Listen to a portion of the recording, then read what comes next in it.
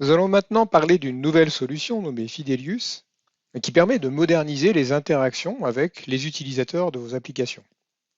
Qu'est-ce qu'on attend par moderniser les interactions et quelles interactions il s'agit? On va résumer 4 grandes catégories, types de façon d'interagir avec vos utilisateurs que vous pouvez implémenter avec Fidelius. D'abord, on va mettre en œuvre une messagerie unifiée, donc un canal à travers des API pour communiquer avec vos utilisateurs selon différents moyens, SMS, WhatsApp ou email. On parlera un petit peu plus tard de la façon de mettre en route ce type de communication. On pourra, depuis les messages que vous leur envoyez, inclure des liens sur lesquels ils vont cliquer, qui les amèneront sur des pages détaillées, type voici les détails de votre rendez-vous médical de demain. Sur ces pages, les utilisateurs pourront interagir, répondre, valider, confirmer, renseigner, faire différentes actions.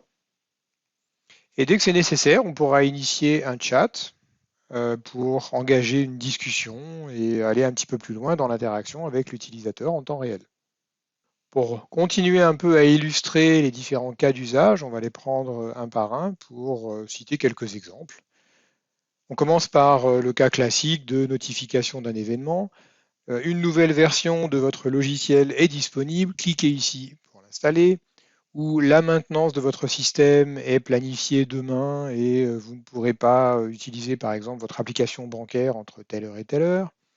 Ou votre commande vient d'être expédiée, ou votre commande sera livrée demain, cliquez ici pour déplacer la date par exemple, etc. On pourra gérer différents cas de crise ou d'alerte. Alors, vous avez peut-être croisé ce cas-là. Moi, j'ai régulièrement mes enfants qui reçoivent des notifications pour dire tel professeur est absent, le cours est annulé, ou changement d'emploi du temps, voici la nouvelle version.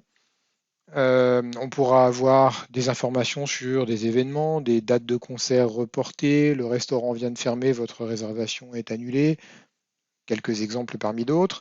On pourra avoir aussi des organismes publics qui informent leurs administrés ou le public en général de différents risques, alertes, alerte au verglas, embouteillage sur telle autoroute, incendie dans la région. On peut imaginer toutes sortes de situations d'urgence.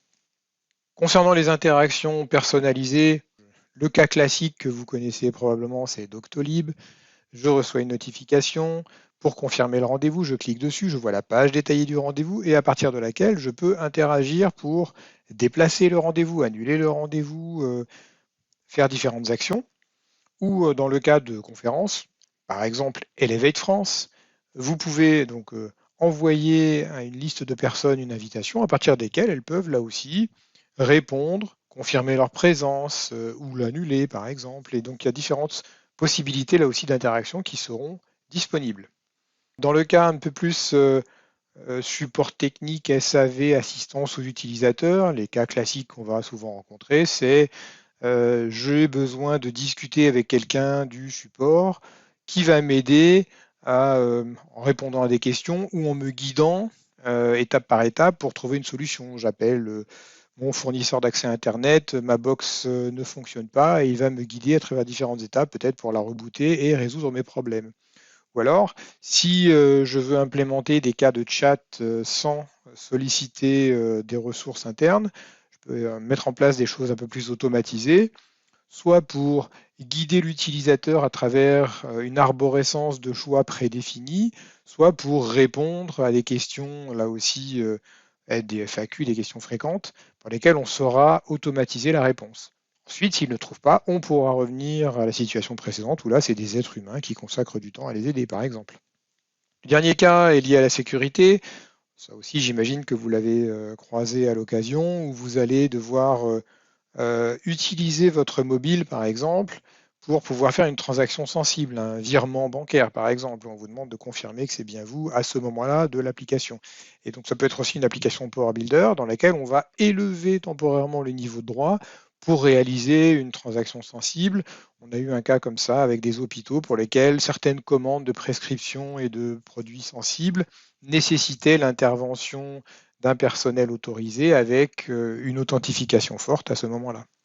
Puis le deuxième cas classique, ça rejoint un petit peu la discussion sur Visual Guard et la façon de moderniser la sécurité de vos applications. C'est implémenter du MFA, implémenter une authentification forte à chaque fois que l'on veut accéder, à chaque fois qu'on veut démarrer une application qui manipule des données sensibles. Donc, comme tout le monde n'est pas forcément un spécialiste de ce type de fonctionnalité, Fidelius a essayé de faciliter l'intégration de cette solution dans une application Power Builder existante.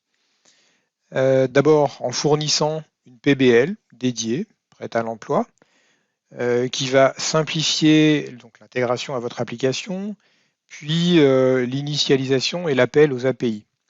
Et donc on aura, avec quelques lignes de code, la possibilité d'instancier d'abord le moteur de Fidelius, de configurer les clés de sécurité pour pouvoir avoir le droit d'accéder à l'API, puis ensuite à commencer à faire appel à cette API pour envoyer des messages et initialiser des chats, etc.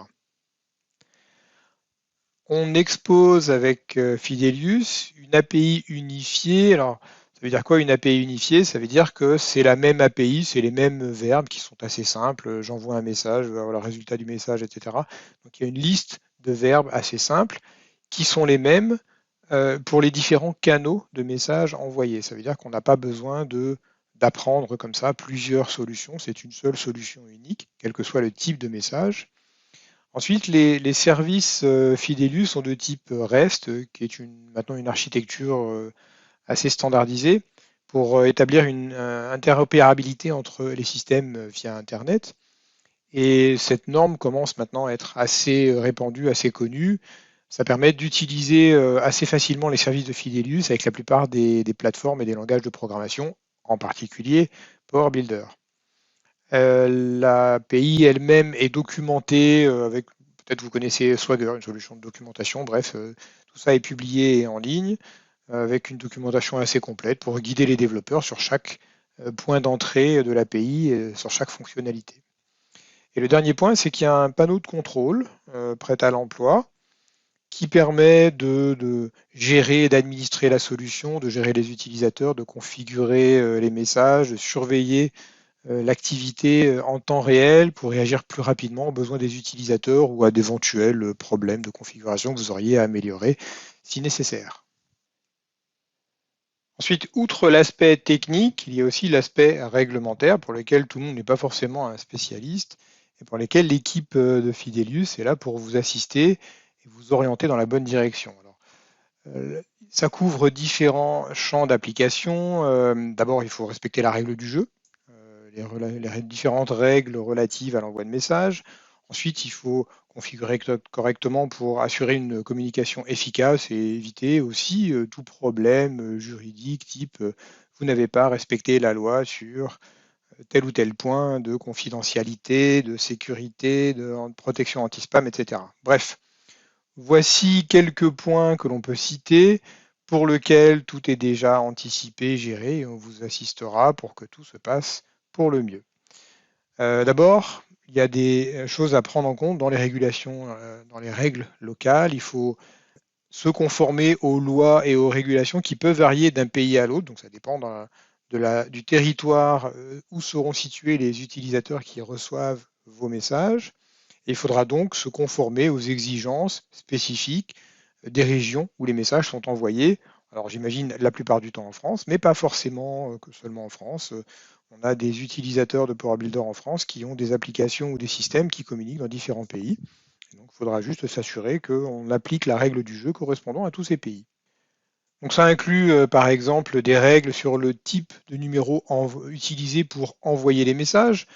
Dans certains cas, le régulateur impose des numéros courts, d'autres fois on a le droit à des numéros plus longs, parfois on a le droit à des identifiants alphanumériques, pas seulement un numéro de téléphone de celui qui envoie, mais on peut mettre le nom de votre société par exemple. Il y a aussi des règles sur la vitesse d'envoi des messages, pas plus que tant de messages par seconde par exemple. Il y a des procédures pour enregistrer le numéro que vous allez utiliser pour envoyer ces messages, de telle sorte que vous soyez correctement identifié. Et là aussi, on va vous assister à chaque étape. Ensuite, il y a des limitations techniques à prendre en compte. En particulier pour les SMS, on va avoir des limitations telles que la longueur du message, Il faut savoir que pour les SMS aussi, il n'y a pas de rapport de lecture, quelque chose qui vous dit telle personne a lu à tel moment.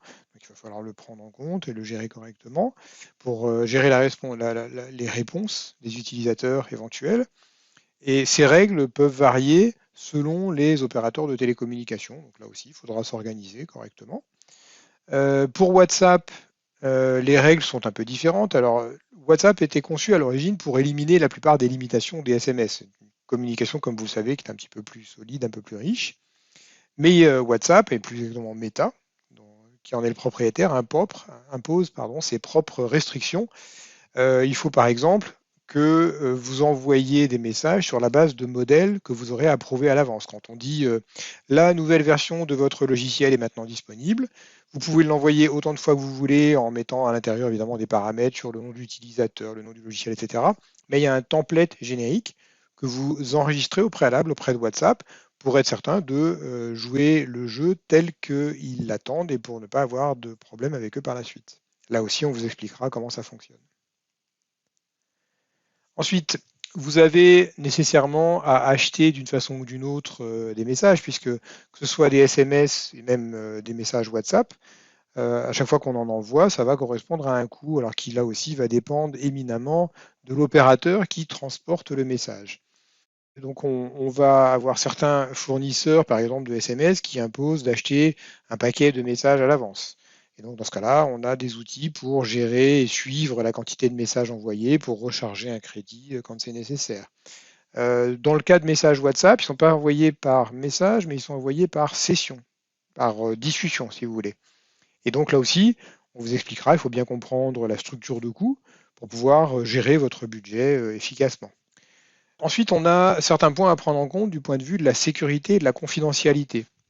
Alors, les opérateurs de télécommunications peuvent mettre en œuvre des systèmes de détection du spam pour filtrer ou bloquer des textes qu'ils estiment inappropriés. Et donc, on va s'assurer que les messages envoyés sont pertinents, bien ciblés et qu'ils respectent les règles de protection contre le spam.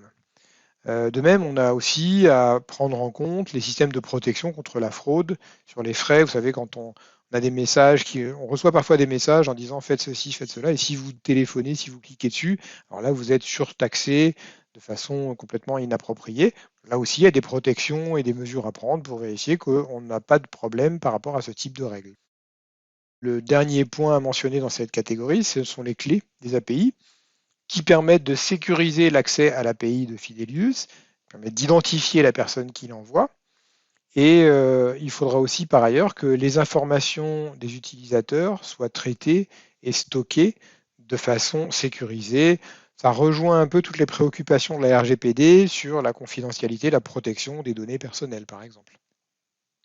Ensuite, on vous fera suivre des procédures assez simples, mais qu'il faut connaître pour, alors onboarder, ça veut dire démarrer, on va dire enregistrer et se mettre en conformité pour partir dans la bonne direction.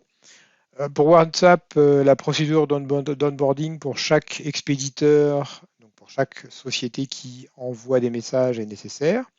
C'est pas très compliqué, hein, simplement il faut juste s'assurer que les étapes sont suivies correctement pour que tout se passe bien.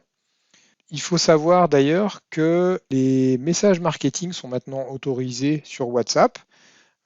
Tout ce qui est promotion, etc. Au début, c'était assez restreint, justement parce qu'ils ne voulaient pas dégrader leur image et avoir une impression que l'on recevait trop de spam de la part de WhatsApp. Donc ils l'ont finalement autorisé, il y a quelques règles à suivre. Il faut juste savoir qu'ils ont mis un coût différent. Ça veut dire qu'en gros, si vous faites de la pub, c'est un peu plus cher que si vous envoyez des informations techniques, par exemple, sur la sortie de votre logiciel. Et là aussi, donc il faut le savoir pour comprendre les différents coûts et gérer le budget correctement selon la nature des messages envoyés. Parlons un peu de l'architecture technique de la solution. Fidelius a été conçu pour être une solution robuste, sécurisée évidemment et aussi évolutive pour pouvoir monter en charge en fonction de vos besoins. Elle supporte en fait différents types d'applications, parce qu'on parle de Power Builder évidemment, parce que c'est le cœur de notre conférence, mais en fait ça supporte aussi des applications web, des applications mobiles, et d'une façon générale, toute application qui est capable de consommer des services REST, dont Power Builder évidemment. Alors dans cette architecture, on va d'abord trouver, l'essentiel se trouve dans le cloud évidemment, parce que c'est un service disponible à travers le cloud. On va d'abord trouver une base de données qui va stocker les messages, qui va stocker la configuration de chaque société, de chaque utilisateur, puis d'autres données essentielles.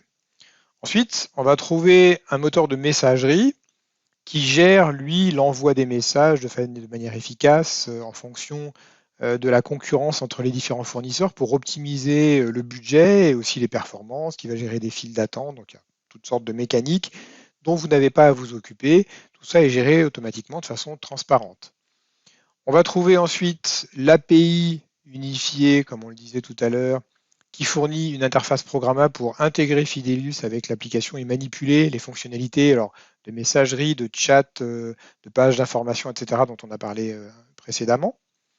Et on va avoir une application d'administration qu'on appelle un control panel, qui permettra de gérer les messages, les utilisateurs et les autres aspects de la configuration, et qui permet par exemple aussi à un éditeur de logiciel de contrôler ses propres clients. Si vous êtes éditeur de logiciel et que vous souhaitez déléguer à vos sociétés clientes la possibilité d'envoyer des messages à leurs propres utilisateurs, ça fait partie des cas d'usage classiques. Ça n'est donc pas juste une société qui achète Fidelius pour parler à ses utilisateurs finaux, mais une société éditeur de logiciels qui donne à ses clients la possibilité d'utiliser Fidelius pour que ses clients parlent à leurs propres utilisateurs. On passe à 3 niveaux. Tout ça est géré à travers le panneau de configuration, donc le control panel. Alors cette architecture offre plusieurs avantages, dont certains qu'on a déjà mentionnés vite fait, mais je les reliste à nouveau. D'abord, de toute évidence, une haute disponibilité, c'est un peu le but des services dans le cloud en général. Ça veut dire que grâce à cette architecture cloud et au moteur de messagerie qui est multithreadé par ailleurs, Fidelius peut garantir une permanence de service et en même temps gérer un volume de messages et d'utilisateurs élevé sans dégrader les performances, puisque c'est le principe du cloud, on pourra rajouter des ressources et monter en charge au fur et à mesure que le système en aura besoin. Ce qui nous amène donc au point numéro 2 qui est l'évolutivité. Le système pourra comme ça évoluer et monter en charge au fur et à mesure des besoins de votre entreprise. On a déjà mentionné le fait qu'on avait facilité l'intégration, en particulier grâce à l'API REST et à la librairie dans le cas des applications Power Builder, pour simplifier l'intégration avec les applications existantes. Et puis comme ça, on peut donc étendre et personnaliser leurs fonctionnalités de messagerie. La sécurité renforcée, là aussi, c'est inhérent et indispensable dans le cas d'un service cloud, mais c'est le bienvenu, donc on l'a mentionné vite fait, mais l'utilisation des clés d'API, la gestion sécurisée des données dans le cloud, tout ça offre une couche de sécurité supplémentaire. On peut aussi, si nécessaire, configurer des bases de données privées, une par client de Fidelius pour les organisations qui ont besoin d'un niveau de sécurité supplémentaire. On pourra gérer et surveiller le système de façon facilitée, en particulier avec le control panel, pour, par exemple, surveiller et gérer facilement les messages, les utilisateurs, leur configuration. On pourra aussi suivre en temps réel les performances du système et les interactions des utilisateurs pour une réponse rapide, soit à leurs questions ou à leurs problèmes éventuels. On pourra aussi gérer des opportunités type passer d'un opérateur à l'autre selon que les prix sont plus intéressants dans un territoire ou pour un autre. Le dernier point, c'est qu'on va pouvoir personnaliser, là aussi on l'a mentionné préalable, le système et les interactions avec des pages personnalisables qui donnent ainsi une solution interactive pour communiquer avec les utilisateurs, et surtout pour renforcer l'implication des utilisateurs. Plutôt que d'avoir des messages simples ou génériques, on a la possibilité d'aller plus loin en les personnalisant et en les enrichissant. Alors pour voir un peu plus concrètement comment tout ça fonctionne, on va vous présenter une démo qui a été réalisée, il y a déjà présentée il y a quelques mois par Gianluca De Bonis, le concepteur de Fidelius. Elle était réalisée initialement donc, et présentée par Gianluca en anglais, mais Sandra a repris cette présentation et elle vous la présente cette fois-ci en français. Sandra, je te passe le micro. Merci Christophe. Je vais donc vous présenter maintenant l'API web de Fidelius en détail. Nous verrons également la personnalisation de l'infopage et l'intégration dans l'application.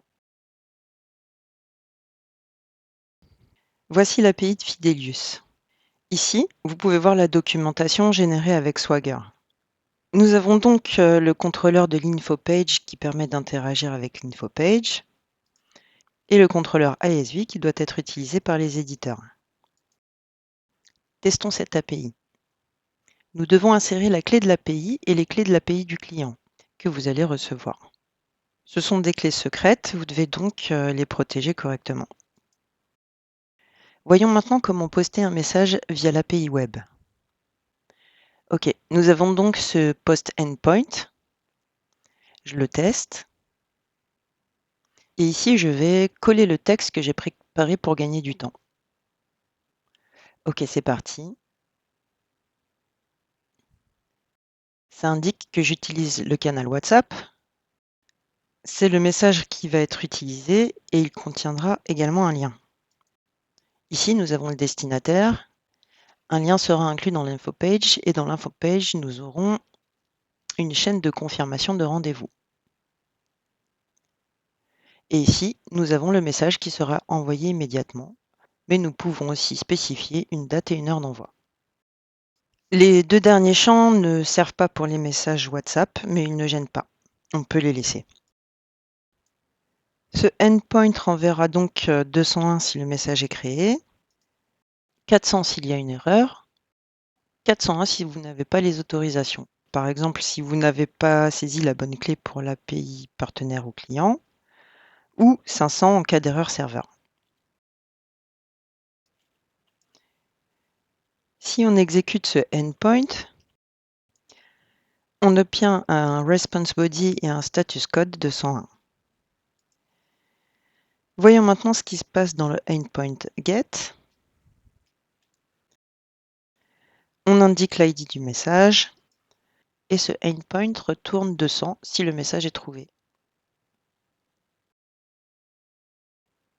Et voici le message que nous avons envoyé. Donc le statut du message est délivré. OK. Et voyons ce qui se passe dans WhatsApp. Oui, nous avons reçu un message de Fidelius Online qui est un compte professionnel. OK. Et voyons maintenant l'état du message après lecture. Le message est dans WhatsApp. L'état du message est maintenant lu. OK.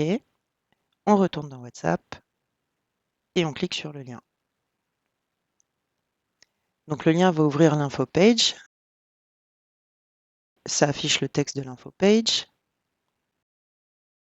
On a deux boutons pour annuler et confirmer. Et bien sûr, la page est complètement personnalisable. Elle peut contenir n'importe quel type de bouton et vous pouvez préciser les boutons au moment de l'envoi. Vous pouvez donc largement personnaliser cette infopage. Ces coordonnées de contact sont récupérées auprès des clients. Quand on ouvre la page et qu'on clique sur confirmer, que se passe-t-il dans le endpoint get message? On voit que le statut est confirmé. Et si je ferme l'infopage et que je retourne dans WhatsApp et que je clique à nouveau sur le lien, on voit que le statut est toujours confirmé. C'est comme ça que le système fonctionne. Voyons maintenant ce qui se passe quand je réponds dans le chat en tant que destinataire. Je peux donc dire quelque chose comme « J'ai confirmé. Merci ». OK. Maintenant, regardez, pour ce client, c'est un robot qui va répondre. C'est utile quand un utilisateur n'est pas à son poste. Et dans ce cas, il envoie un simple message. Maintenant, imaginons que je veux interagir avec mon client. Eh bien, je vais donc implémenter un système de chat. Donc, ce que je vais faire ici, c'est que je vais utiliser le post chat message pour dire à mon client « Merci pour votre confirmation. À bientôt. » OK. En exécutant ce endpoint, Vous pouvez donc voir le message reçu de la part de l'utilisateur. C'est donc comme ça que vous pouvez interagir avec vos clients en utilisant Fidelius. Et dans ce cas, nous avons utilisé la documentation Swagger, simplement parce que c'est plus facile, mais je vais également vous montrer un peu plus tard comment le faire avec Power Builder. Par exemple, comment voir les chats que j'ai échangés avec un destinataire spécifique. Donc ici, je récupère la liste des messages et bien sûr, je veux sauvegarder le dernier ID pour pouvoir rafraîchir cette liste de façon plus pratique. Voici donc le contenu du chat.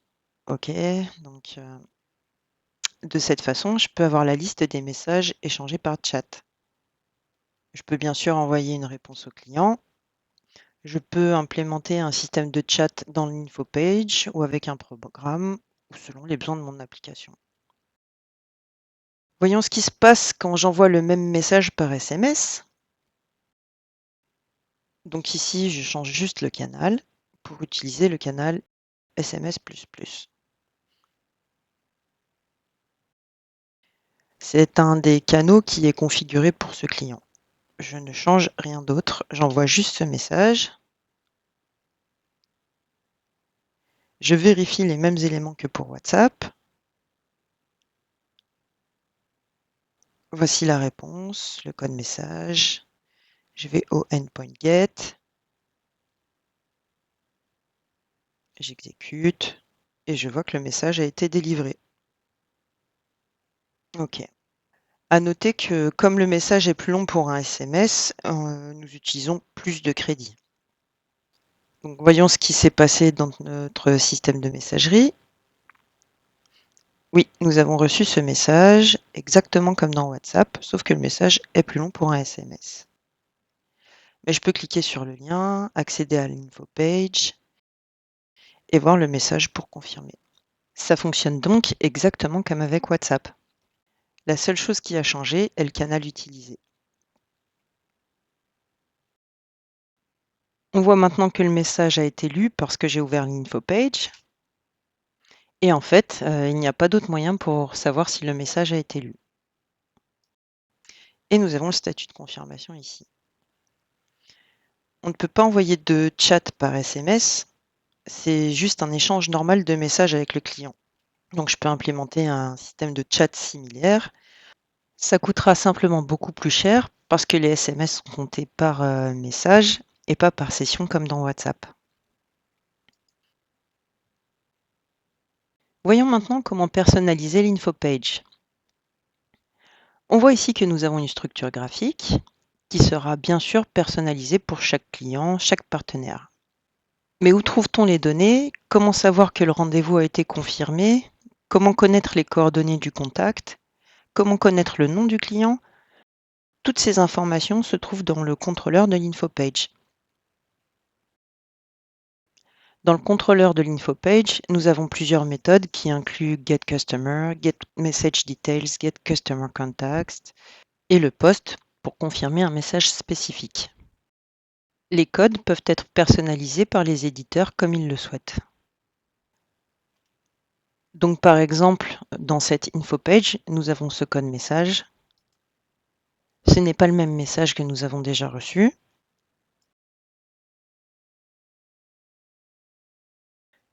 Donc on peut tester cette info page client.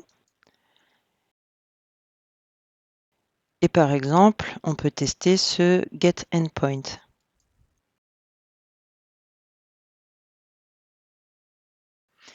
Et on voit toutes les données du client, y compris ses coordonnées. On peut aussi utiliser l'autre endpoint MessageDetails.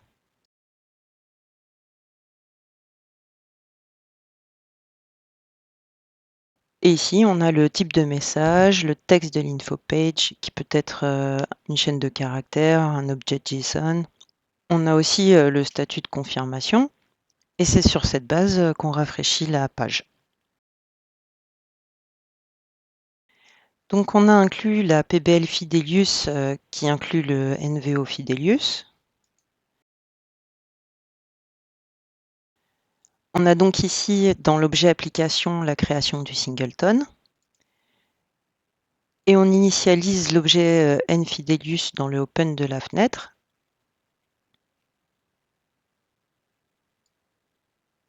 En chargeant la clé de l'API du partenaire et la clé de l'API du client depuis un fichier ini. On sélectionne le serveur et ici on définit le serveur et on rentre les clés de l'API. Cette opération n'est réalisée qu'une seule fois. Que se passe-t-il dans notre code, dans le send message par exemple ou dans d'autres command buttons? Nous appelons juste les méthodes de l'objet Fidelius sans avoir besoin d'utiliser un appel direct à l'API REST. Lançons maintenant l'application. C'est juste une très petite application pour la démo. Pour pouvoir définir ici le canal, par exemple WhatsApp. Et encore une fois, ce message que nous pouvons coller. Pour WhatsApp, je fais toujours un copier-coller du message parce que WhatsApp est basé sur des modèles et on doit donc utiliser un texte qui a été approuvé. Ça ne concerne que les messages de session. Je change l'heure pour voir que le message est différent. OK, je veux un message avec un lien et le texte de l'info page est « Rendez-vous le 31 octobre 2023 à 18 h ». Et je peux exécuter ce message. Je clique sur « Envoyer ce message », j'obtiens 201. Je vais aux commentaires, je fais un « Get message » et je vois ici le statut actuel. Donc, notre message WhatsApp est arrivé. Voici mon nouveau message. Et maintenant, le statut est lu. OK. Et comme dans la démo précédente, je peux cliquer sur le lien. Voilà, je peux annuler le rendez-vous. OK. Et je peux retourner dans mon application, récupérer le message et voir qu'il a été annulé. OK. Donc pour faire un autre exemple,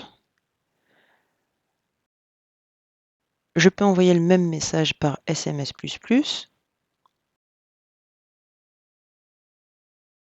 C'est un autre type de SMS et j'utiliserai le même message ici. Je change l'heure à 15h23 et j'envoie le message. OK, j'ai bien 201. J'ai ici le message. Je peux récupérer le message qui est dans la file d'attente.